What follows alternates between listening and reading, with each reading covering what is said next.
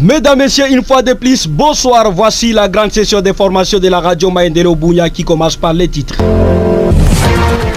Au sommaire de cette session d'information, ping-pong entre le gouvernement provincial de l'Ituri et les partis politiques IPC et prend une autre à lire une plainte contre les partis politiques de Thomas Lubanga qui est d'être déposée à la cour militaire de l'Ituri. La première ministre Judith Souminoua continue son séjour à l'est de la RDC. La chef de gouvernement est arrivée à Goma ce vendredi 26 juin 2024. La communauté Ira d'Endjougou demande son appui à la milice de la Codeco. Cette communauté contribue encore au développement, ne soutiendrait jamais un groupe armé. Voici tout comme le sommaire. À bientôt, nous revenons pour vous donner les détails. Ce journal vous est présenté par Jospé Ouajorkim. La mise en onde de Jansi Rumbata. Commencez par cette actualité. L'armée loyaliste FARDC a déposé une plainte en cours militaire de l'Ituri accusant le secrétaire des partis politiques Union des Patriotes Congolais IPC ASIC en outrage à l'autorité et en non-respect des forces loyalistes. La plainte a été déposée ce 26 juin 2024. Sur cette plainte, plusieurs griefs sont mis à charge du secrétaire général des partis politiques Union des Patriotes Congolais, notamment outrage à l'autorité et le non-respect des forces loyalistes qui se battent sur terrain pour sauver l'infanterie du pays et autres. Je vous propose de suivre le lieutenant Gilles Ngongo Chikoudi, le porte-parole de l'armée, qui a déposé la plainte des forces armées de la République démocratique du Congo au micro de la RC Mbounia. C'est cette plainte contre messieurs le secrétaire général de l'IPC, lui qui nous a promis, et nous le faisons.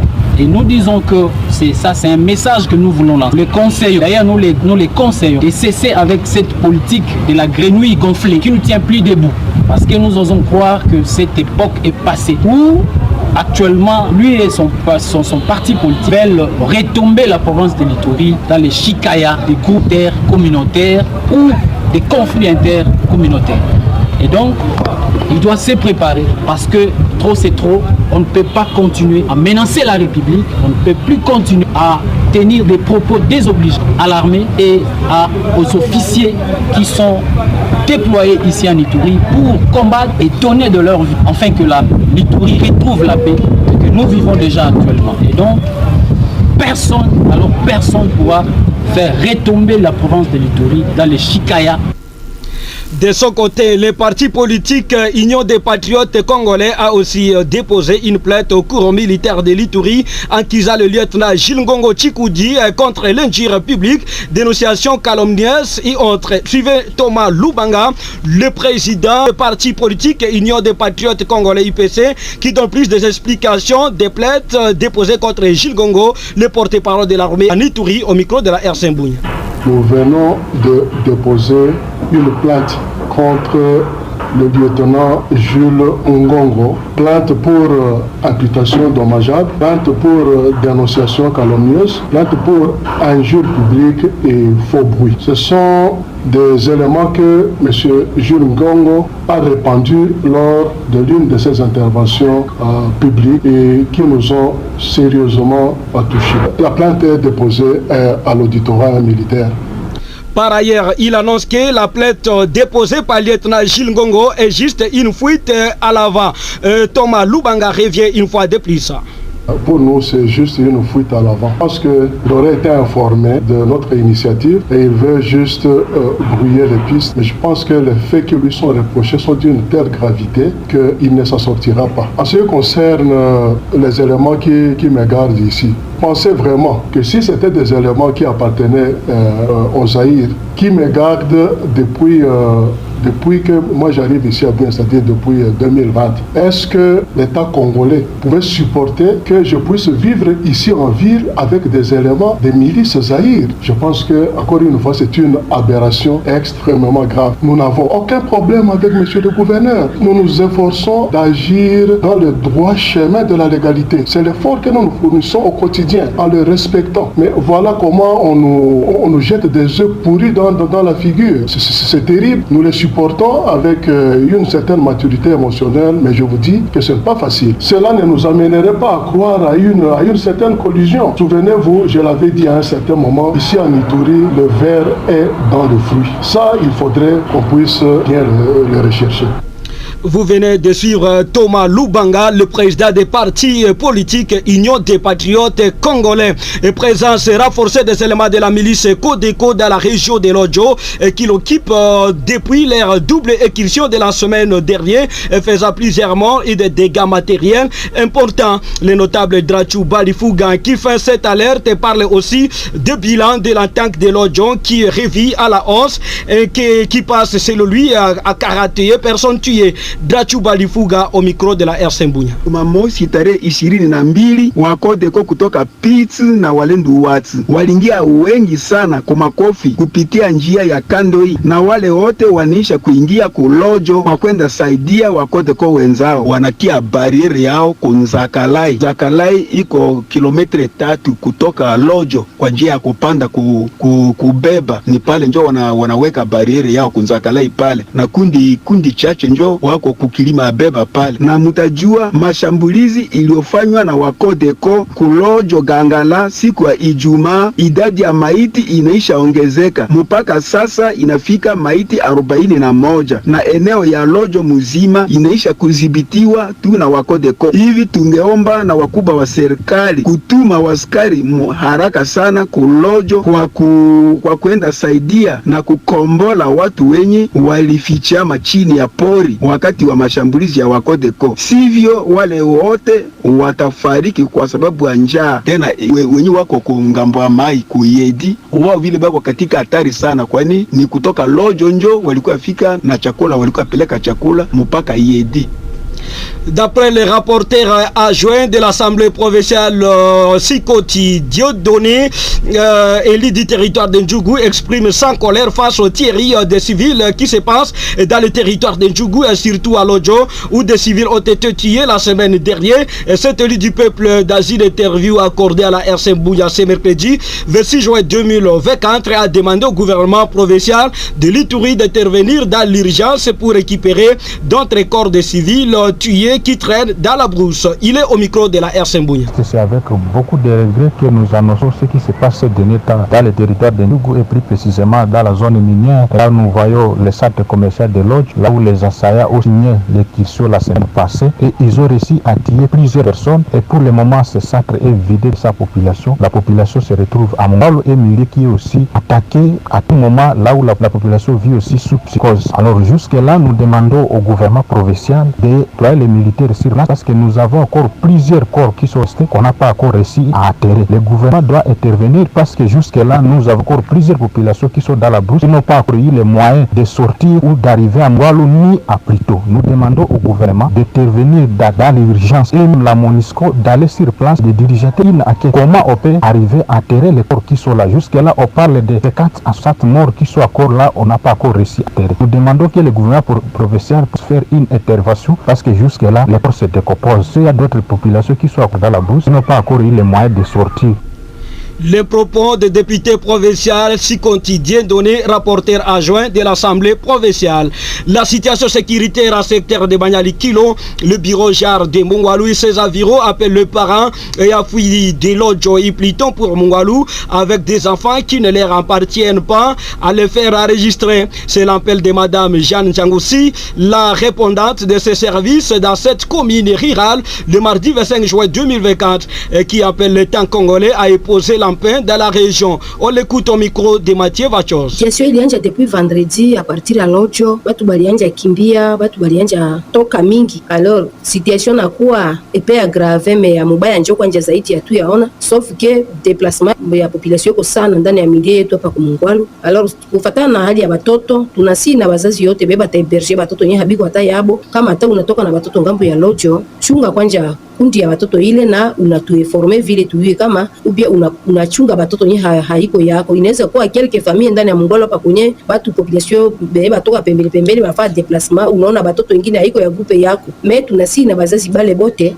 bachunga watoto na batutafute namna kuyua tujua kwa kadri bale watoto. Dans ce premier temps tunaweza kuwa na bale watoto pale, Mungu anafanya ingine hata moyo haiko utapasha yua tu basi mzazi ya mtoto kwa wakati nye haiko na leta iko hawezi wezekana mtoto wa mtu atelengana au alala kubalabala apate agression fulani ngambo ya benye batakuwa na roho mbaya.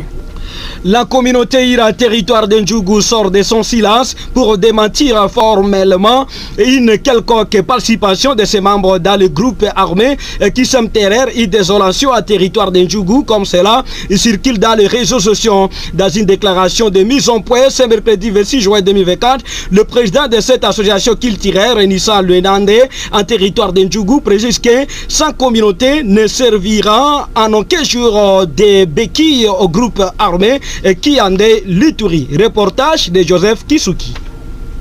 Depuis un certain temps, dans plusieurs groupes WhatsApp circulent les messages en textant la communauté Ira de financer le groupe armé Codeco pour maintenir son commerce. En réaction à cette situation, les Kianda Ira du territoire de Ndjougou, dans cette déclaration, lui par son président Edmond Kambale, fait savoir que la communauté Ira, partout où elle est, elle contribue plutôt au développement qu'elle de soutenir les groupes armés. C'est avec regret que nous, communauté Ira, territoire de Ndjougou, avions appris à travers les réseaux sociaux des fausses rumeurs accusant les membres de la communauté de mener des attaques armées à connivence avec la milice Codeco. Nul n'ignore que les membres de la communauté Ira sont presque partout en Ituri et n'ont jamais pris des armes contre la République pour ainsi déstabiliser la province. Mais par contre, ils contribuent au développement de cette province à travers les travaux connus de tous, comme les commerces, la construction, les champs et tout consort. Eu égard à ce qui précède, la communauté Ira, territoire de Ndjougou, demande formellement une quelconque participation de ses membres dans les groupes armés en territoire de Ndjougou, comme cela circule dans les réseaux sociaux. La communauté Ira ne servira en aucun jour comme béquille à un quelconque groupe armé qui déstabilise et endeuille la province de l'Ituri. Notons que depuis que ces messages circulent dans les groupes WhatsApp, une panique s'est créée en sein des membres de la communauté Ira œuvrant dans ces territoires. RCM FM, ligne éditoriale, la promotion de la paix pour le développement. www.mandelaobunia.net. Radio communautaire Mandeleo, les top des médias, les informations en ligne. À la province du Nord Kivu, la ville de Goma, en cherchant à contrôler plusieurs cités et localités aux alentours pour asphyxier, les Rwandais a déployé près de 4000 militaires avec des armes modernes, selon un nouveau rapport à l'Kisokero, fait référence des médias canadiens. Voici son papier rendu. D'après ce rapport de 296 pages d'un groupe d'experts nommé par l'ONU, consulté par le média canadien, les militaires rwandais sont actuellement nombreux sur le front autour des Goma, puisque les rebelles du 123, environ 3000 à 4000 soldats de l'armée rwandaise, la force de défense rwandaise, RDF, sont maintenant engagés dans des combats dans l'est du Congo, ont déclaré les experts, a écrit le média canadien. C'est mardi 25 juin 2024. Les soldats rwandais pourraient maintenant être plus nombreux que la milice rebelle du 123 qu'ils soutiennent, qui est estimé à environ 3000 combattants selon les rapports, poursuit la source. Selon les experts de l'ONU, les soldats rwandais occupent des positions militaires clés avec des armes modernes, y compris les collines autour de Saké, une ville stratégique à environ 25 km de Goma. Cette intervention a joué un crucial dans l'expansion du territoire contrôlé par les 123 qui a augmenté de 70% depuis novembre 2023. RDF s'est positionné sur le ligne de front, a utilisé des armes de haute technologie et s'est directement engagé dans le combat, déclare le dit rapport. Et de poursuivre, le 123 et le RDF ont de facto encerclé Goma, contrôlant progressivement toutes les routes d'accès et d'approvisionnement qui y mènent, à l'exception d'une route menant directement au Rwanda. Les experts onusiens accusent même le 123 et l'armée rwandaise d'avoir bombardé aveuglement les cas de déplacés à Saké, faisant au passage plusieurs morts et blessés, ainsi que le dégât matériel important. À page nationale, la première ministre de la RDC, Madame Judith Souminois, est arrivée à la ville de Goma, chef-lieu de la province du Nord Kivu, ce mercredi 26 juin 2024. Plus de détails sur son arrivée avec Baptisaché. Que ce soit le Sud Kivu et encore le Nord Kivu, les provinces qui subissent les affres de la guerre depuis plus de pratiquement 30 ans. C'était à son atterrissage à l'aéroport de Goma, chef-lieu de la province du Nord Kivu. La première ministre de la République démocratique démocratique du Congo, Judith Suminwa, a précisé que la priorité pour elle, en tant que la première ministre de ce pays, était de commencer d'abord ses sorties dans les provinces de l'Est en proie de l'insécurité depuis il y a 30 ans, dans l'objectif de palper du doigt les vrais problèmes avec les autorités locales. Il était important de commencer par ici. Ce n'est pas ma première fois, mais c'est ma première fois en tant que Premier ministre. Et pour moi, je me devais de commencer par ici. C'est vrai que les problèmes, on les connaît de loin, on les connaît, mais il est toujours important de venir, de rencontrer la population, de rencontrer les autorités au niveau de la province, les autorités locales, les chefs coutumiers, et pouvoir échanger avec eux, parce que là, nous sommes en train, on a commencé, on a pris fonction, et donc il est important de pouvoir quand même avoir des échanges pour pouvoir ajuster nos interventions dans le cadre de la mise en œuvre du programme du gouvernement. Ici, il s'y a signalé que c'est pour la toute première fois que Madame Judith, comme Premier ministre de la République démocratique du Congo, fait une sortie officielle où elle a commencé à l'Est avec une forte délégation, et plus de détails sur l'agenda de ce tournoi n'étaient pas dévoilés devant la presse. Les partis politiques Parti du peuple pour la reconstruction et la démocratie PPRD annoncent que Joseph Kabila serait candidat à la présidentielle de 2028 sur les zones de Top Congo. Ferdinand Kambere, le secrétaire permanent adjoint du PPRD, a indiqué que rien n'empêche à Joseph Kabila d'être candidat président à 2028. Écoutons Ferdinand Kambere dans cet extrait choisi par Joseph Kisuki. Nous sommes un parti politique, une formation politique. Une formation politique, en réalité, ne fait que la promotion politique de son leader. Et moi, le leader, il n'y a pas deux, c'est le président national. On ne peut pas le voir là-bas et commencer à prêcher un autre futur candidat. Hein? Donc c'est ça un parti politique. Sinon, nous ne sommes plus un parti politique. Mais à la fin, lorsque arrivera le moment où on parle de la candidature, si c'est lui qui désiste, c'est lui. Mais nous, comme parti politique, c'est lui qui est à la tête, et c'est donc lui que nous préparons pour qu'il revienne au pouvoir. Il n'y a aucune contrainte constitutionnelle. Lorsque vous lisez l'article 72 de la Constitution, vous allez voir que dans les conditions d'éligibilité, il n'y a aucune qui l'empêche à postuler. Donc Kabila n'a aucun, je viens de vous le montrer, n'a aucune contrainte qui l'empêche de revenir au pouvoir s'il le souhaite bien. Il n'y a aucune. Et nous, comme parti politique, c'est son nom que nous sommes entrés, c'est son image, c'est son idéologie, c'est sa vision que nous prêchons. Le nombre de veuves et veufs augmente du jour le jour à ville de Butembo. C'est le constat de la Fédération des femmes protestantes ce mercredi 26 juin 2024. Selon Madame Zawadi, présidente de cette fédération, le gouvernement congolais devrait restaurer la paix à l'est du pays, car la sécurité reste la cause principale de cette augmentation des veuves et veufs dans la ville. Ntchangos Mouvissoa pour le reportage. Pour Madame Zawadi Mangoloba, numéro 1 de cette fédération ville de Butembo, le nombre de veuves augmente du jour au lendemain dans la région faute de sécurité. Bien que la veuve doit jouer le rôle de collaborer avec les forces régulières du pays, ajoute-t-elle, le gouvernement congolais doit peser de tout son poids pour faire la sécurité son cheval de bataille. Et vous allez constater qu'il y a accroissement des suicides à cause de ces problèmes. Avant de dire aux veuves de travailler ou bien de s'impliquer pour la sécurité, nous nous sommes adressés d'abord au gouvernement. En voyant les problèmes que nous traversons, la guerre du M23, ADF Nalu, et ainsi de suite, nous les avons dit de voir comment ils doivent arrêter cette guerre, puisque c'est avec cette guerre qu'il y a multiplicité de veuves et des orphelins. Mais de leur côté aussi, nous les avons dit d'être calmes et de se confier à Dieu, puisqu'ils ont leur Dieu qui leur dit qu'il est leur défenseur et il va s'occuper des orphelins. Alors, avec ça, nous les avons dit d'être calmes et de ne pas se rebeller, puisqu'il y a d'autres orphelins qui se sont rebellés, sont agressifs à cause des déceptions ou bien des souffrances qu'ils traversent. Butembo, Nzankos Mouvissoa, Radio Communautaire Maendeleo Bunia.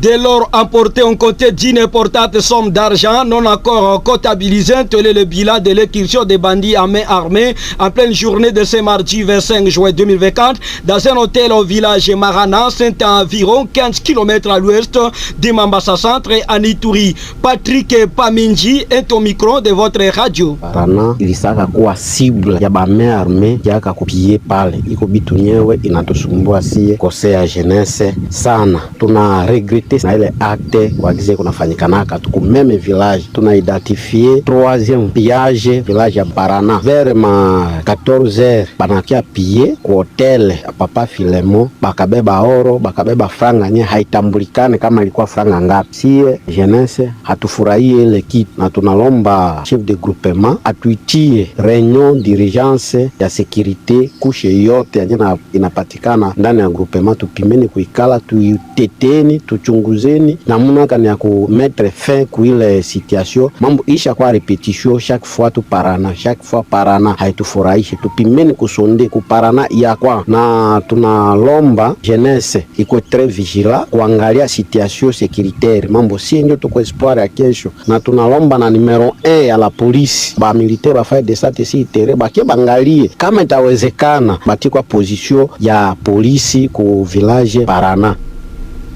Toujours en territoire de Mambasa, accusé de collaborer avec les rebelles ougandais de l'ADF, un jeune garçon a été tué par la justice populaire avant d'être calciné au bloc métal de Biakato dans la nuit du mardi à ce mercredi 26 juin 2024. La société civile Force Vive de la chefferie de Babila Babombi, qui livre la nouvelle par le bain de son coordonnateur Anicet Katavali, justifie avec la fustige, j'arrive, avec la dernière énergie cet énième cas de violence des droits humains qui prive aux services compétents certains renseignements pour faire face à l'insécurité. Anicet Katavali au micro de la RC Mbuni. Katika usiku ulifanyika justice populaire ndani ya mji wa Biakato quartier Metale, waliweza kuua kijana moja kwa jina Bolabola, na selo source waliweza kumshtakia ya kwamba alikuwa mister wa ADF Nalu. Na sasa sisi kama shirika la raia tunaendelea kuambia population ya kwamba tuache hivyo vitendo ya kufanya majustice populaire. Vile tutambia wakuu viongozi, japokuwa mnaweza kufanya utafiti kwa watu fulani fulani, sio kusema mara moja ndio occasion ya kuweza warasone mwanje kamata makuta. Hapana, haiko njoo hivi kujirasenya, iko mbaya, lakini muangalie na bila kuambia mtu juu umekuwa hivi mara moja bakubebe makuta yako. Hapana. Mesdames, Messieurs, complètement terminé de cette grande session d'information. Si vous avez aimé, dites merci à toute l'équipe rédactionnelle de la RC Mbouya. Les mêmes éditions, vous allez nous retrouver à partir de 20h30. L'édition sera disponible sur YouTube. Ne manquez pas de vous abonner. Également, nos éditions supplémentaires sur Facebook, Instagram, pourquoi pas sur notre site web.